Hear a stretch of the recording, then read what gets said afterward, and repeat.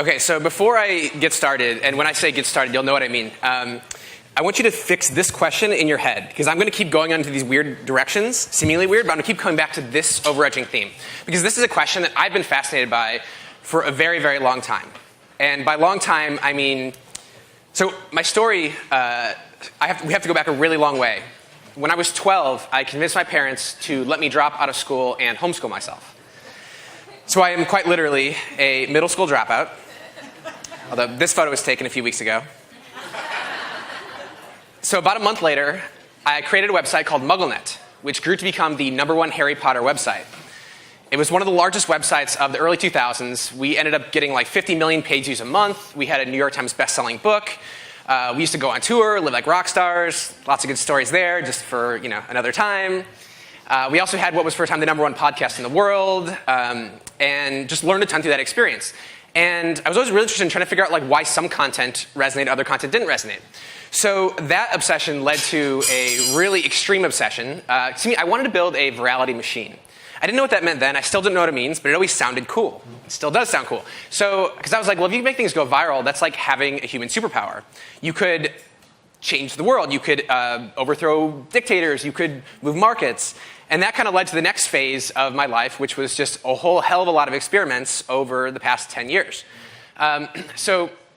First, my curriculum. So my parents pretty much stayed out of my way and let me study whatever I wanted, with one exception.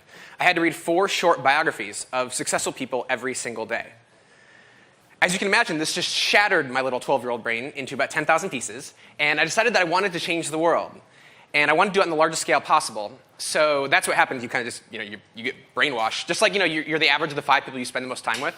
Well, it's like that, but you spend several hours a day immersing yourself in the lives of the most successful people of all time. You start to think everyone changes the world. Surely I will too, right? You start to get these delusions of grandeur, and then those experiments led to eventually.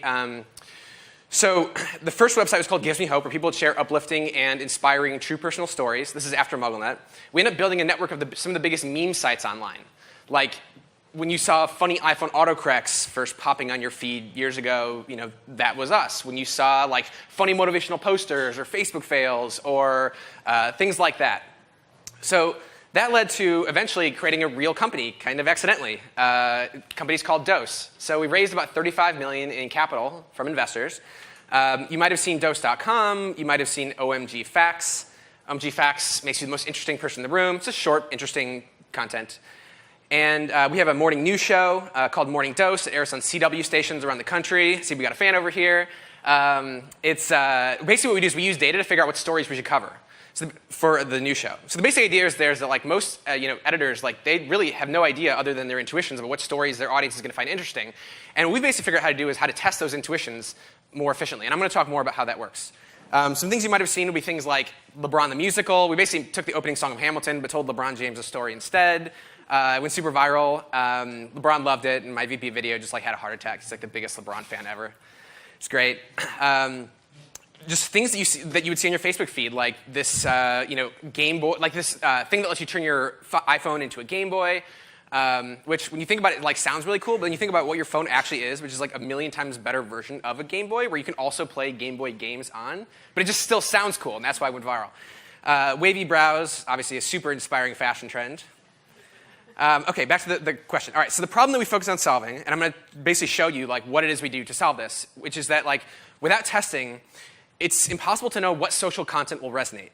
So what we've basically done is we've built this data-driven creative process to minimize the guesswork. Now, limiting the guesswork completely is not there yet, but there are things you can do that are not that hard to actually significantly reduce how much guesswork you have.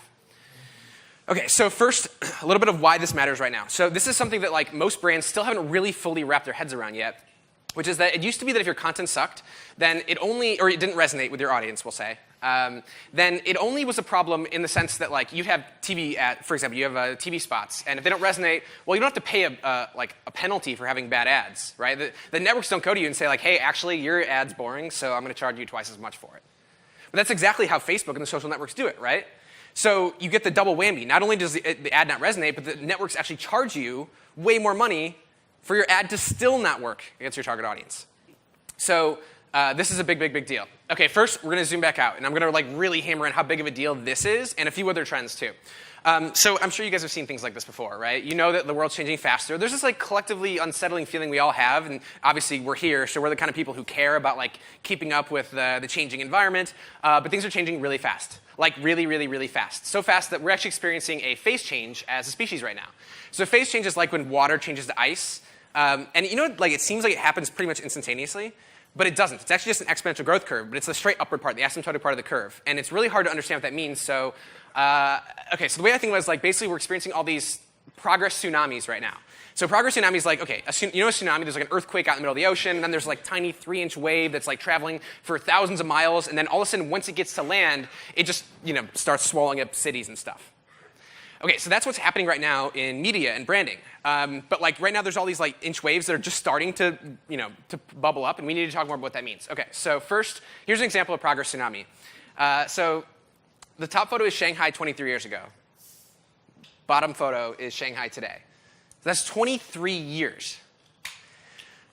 So it's not that like a few things are growing exponentially. The amount of things that are growing exponentially is itself growing exponentially. Here's a few examples. The amount of movies being created growing exponentially. The amount of songs being created growing exponentially. Video games growing exponentially. Books of all things are still growing exponentially. The amount of user-generated video. Again, does that look like a tsunami or what, right? Doesn't that just look like a wave, right? The amount of memes being created growing exponentially. The amount of online courses. Massive implications here for anybody who works in any of these industries, right? Just think about this. Like, what this all means is that it's exponentially harder for you to capture attention in each of these respective markets because you face an exponentially increasing amount of competition, which is terrifying. But it's also exciting for reasons I'll get into. But first, more fear. All right, social media innovation. The amount of patents being filed around social networks growing exponentially. The amount of apps being created is growing exponentially. The amount of TV shows. The amount of 3D content, VR content, even scientific studies. I think this one's really interesting, because if you look at this, like, what do you notice here? We didn't know anything back in the 60s. Yet somehow we went to the moon. How impressive is that? I'm like so impressed with those teams. Okay, so now we're going to zoom out again, because there's some even bigger picture trends about why this is happening. So first, what this chart here shows homicide rates in Western Europe. And the first thing you'll probably notice here is that until very recently, all we did as a species was starve and kill each other. How insane is this? Like, we live in an insanely safe world compared to what we used to. Look at this violent crime rate plummeting. Literacy. This is another thing, right? There's all this doom and gloom. Like, the news is designed. This is a really, really important thing. Because most people read the news or they watch the news and they think they're actually learning. But all you're doing is making yourself feel terrible about the world. Because the news, I know this because we do news. News has nothing to do with what's important. It has everything to do with what will keep you watching.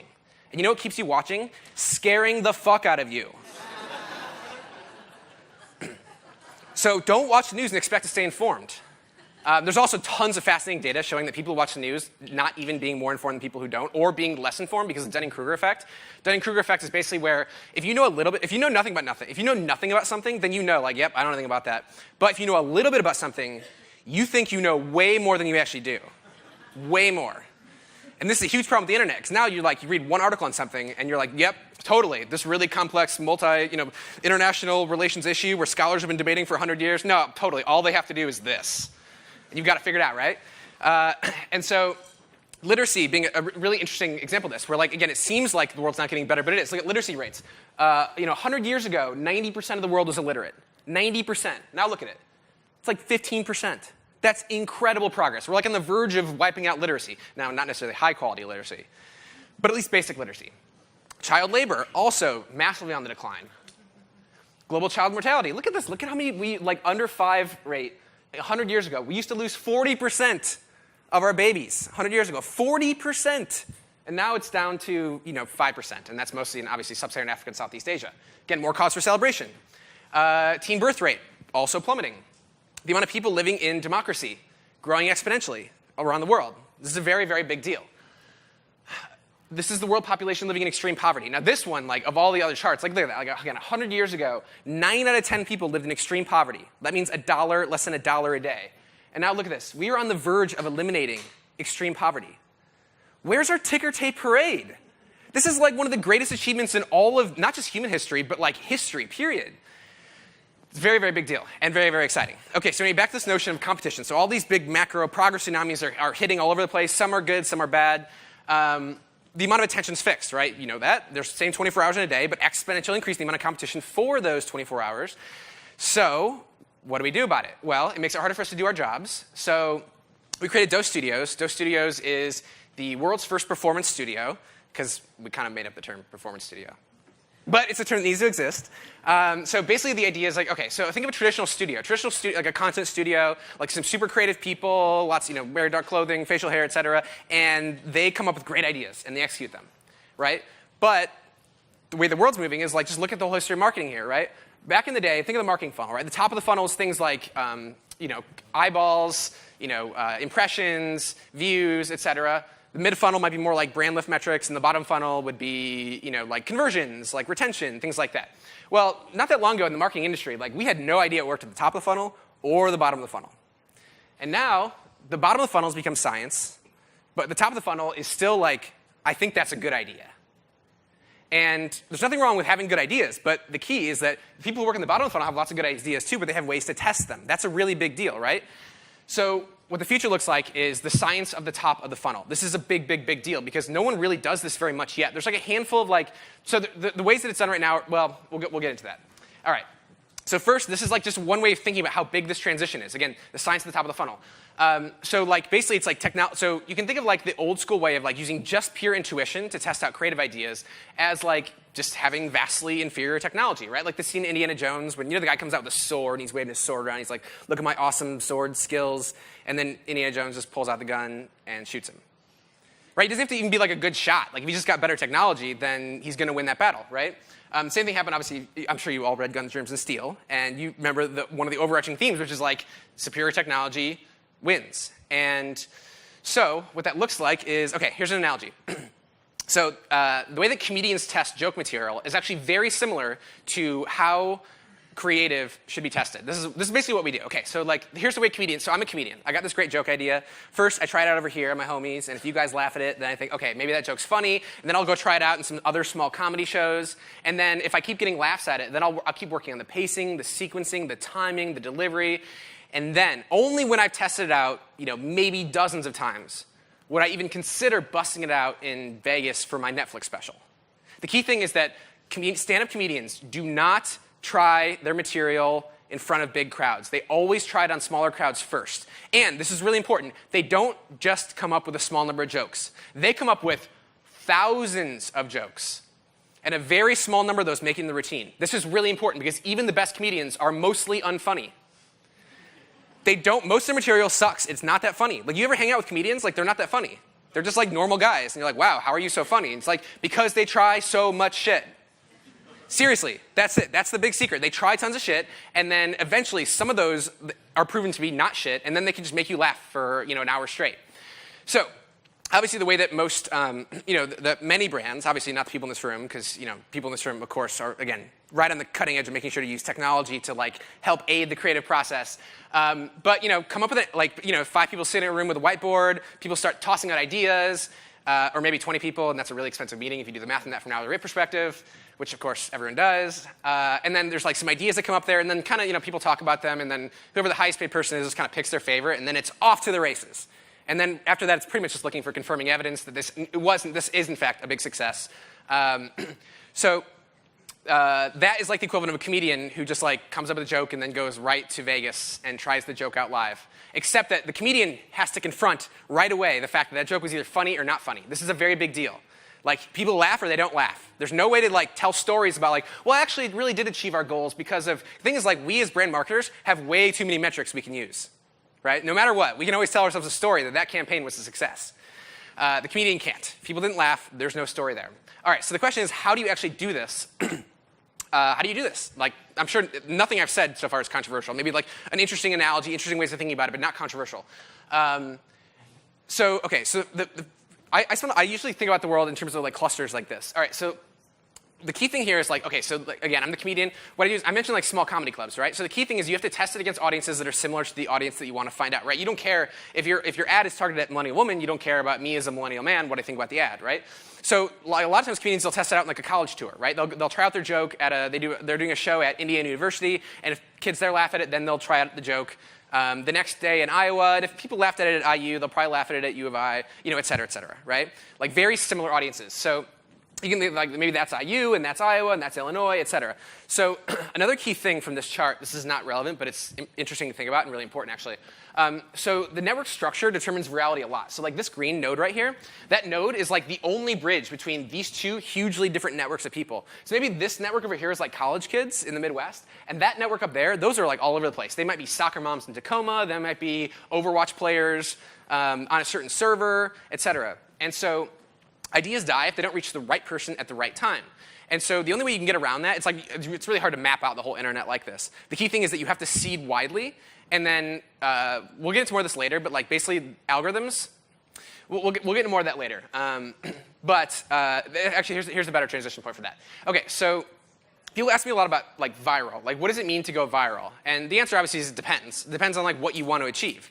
So Facebook is now a toll road. Most people haven't really quite figured that out. Most brands are still thinking about organic reach. Organic reach, if you look at the numbers, is dead on Facebook. It's completely dead, which is just a function of the network being so popular, right? So if your Facebook, you have this many people that are trying to get in your feed, and you only have this much space in your feed, what are you going to do? Well, it's a capitalist economy. You're going to start charging money for access, right? And so it's really important to stop thinking about like reach as something that's either organic or inorganic. It's not black and white. The Facebook algorithm, this is true for Instagram, it's true for every social platform now. The algorithm just gives you a rate based on how good your content is. This is really important. So for us, like when we have a video go viral, sometimes sure it'll go viral organically. Sometimes it goes viral because we paid 1/100th of a penny per view, and we were able to get 30 million views on it. Because the algorithm was like, wow, this is good. This is really good. I'm going to just give you super cheap views. But again, a lot of brands are still stuck in the mindset of like organic, inorganic. Like you tell me, was that organic or inorganic? We paid like a couple $1,000s to get 30 million views. I say it doesn't matter. And to the users, it doesn't matter because it's just a thing on their feed. They don't analyze in detail where the ad's coming from. They don't even see where these things are coming from for the most part. They just see the thing and they either scroll past it or they don't. So the way that I would encourage you to kind of think about this in the future is quantifying basically how viral it is based on what your CPV is. If your CPV is low enough, you can get enough views, then that's viral. So the old model is like you create content and you pray that it's going to resonate. Our model is to create and optimize and pray. Still praying required, but not as much as before, which is a huge accomplishment. So actually, we'll come back to that. Okay, here's an example of how this kind of process works. There's actually like a bunch of different things. Basically, we just like tested so much shit that we found a bunch of things that just tend to work. And these are like, I'm giving you some examples of like the kinds of things that we do, because this will help you think more about how to do this yourself. Also, we do this for brands, so I'll try to give you as many different examples as possible, though, because I found like this stuff's just really hard to explain without examples. Okay, so first example. Here's like just a general process that we might run. All right, so the first question is like, we want to make sure the general video idea resonates with the audience. So, start the process is like ideation, right? Let's come up with some ideas. Like, should we make a video about how fish bowls are actually terrible for fish, or there's a sushi bazooka that exists, or things women couldn't do before 1970? Like, which of these videos is going to resonate more with our audience? So again, the old way is whiteboard guessing. Our model is to actually create prototypes of each of those videos. So a prototype is like a crappier, cheaper, quicker version of it. We might use things like stock footage and text on screen. We don't have actors. It's not 7 actors, a 3-set shoot, travel, et cetera. We don't do those things. That's the gloss. That's the polish. But that stuff doesn't matter if like the underlying theme doesn't resonate in the first place. So we have to make sure the theme resonates. All right. So then we run it through this pre-testing process. We call it pre-testing. Basic idea here is like we test it against the target audience. We put some spend behind each of them. We can see like, okay, this video, if we put like, let's say we put $100,000 against this video would get 200,000 views. This video would get 300,000 views, and this video would get 3 million views. And so obviously the fish video is the one we should make, right? That's the one we should add like all the gloss and the polish to. The key thing is you don't polish the joke until you know it's funny in the first place. A polished joke doesn't like quadruple the amount of laughs. It might increase the amount of laughs by like 50%, et cetera. So this is like a really, really key notion. So then what we'll do is we'll go make a fancy version of the fish video. But we already know this video is going to be a success because the prototype did so well.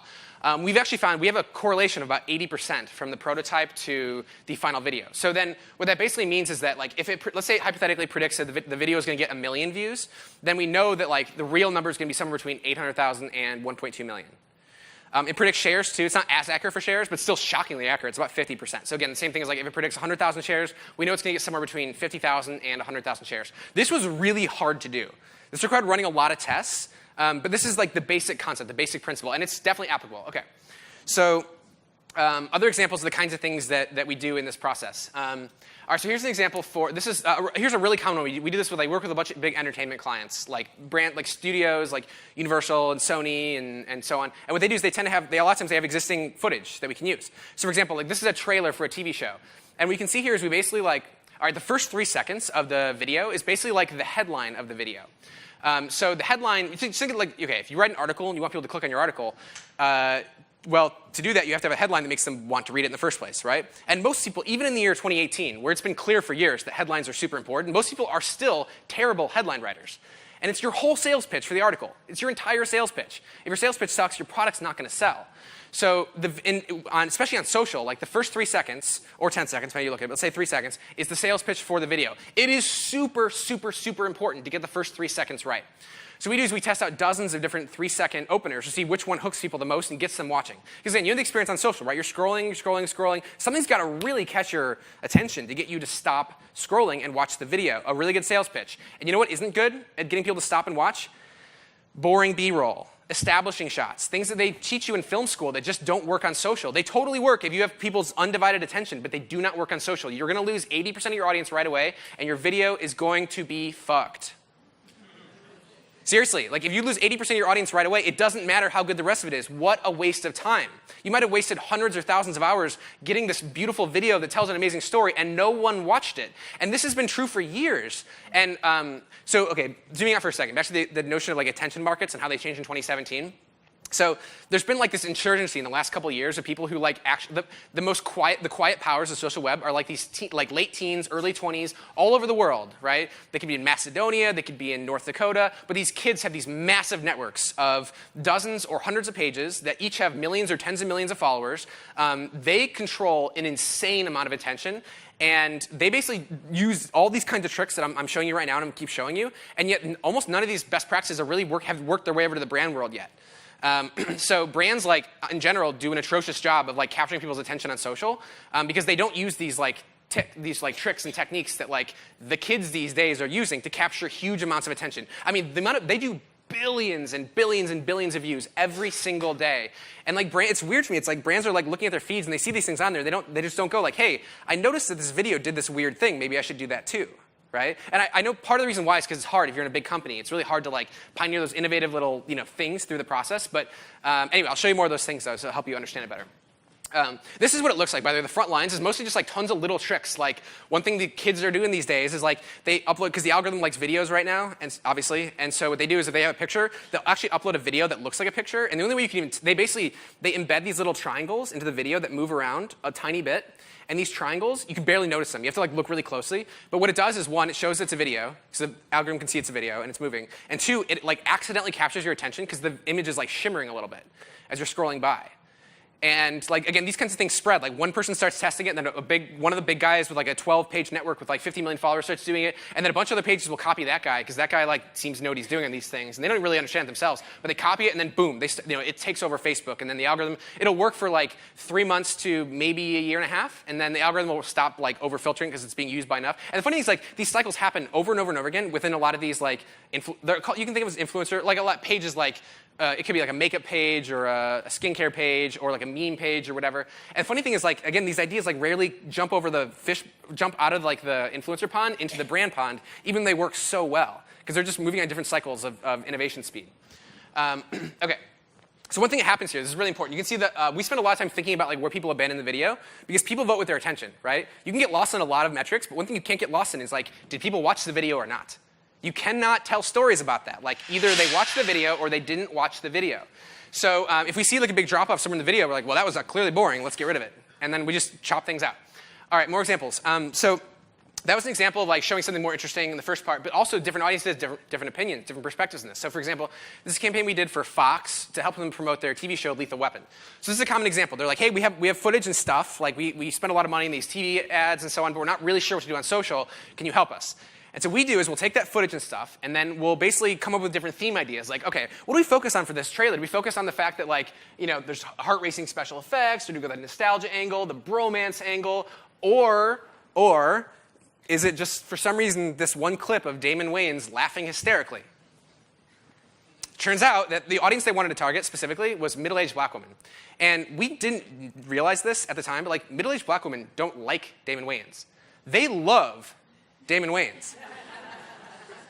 But we, in all of our wisdom, didn't have any middle-aged black women on our team to like help us realize that. So good thing we tried a bunch of shit, right?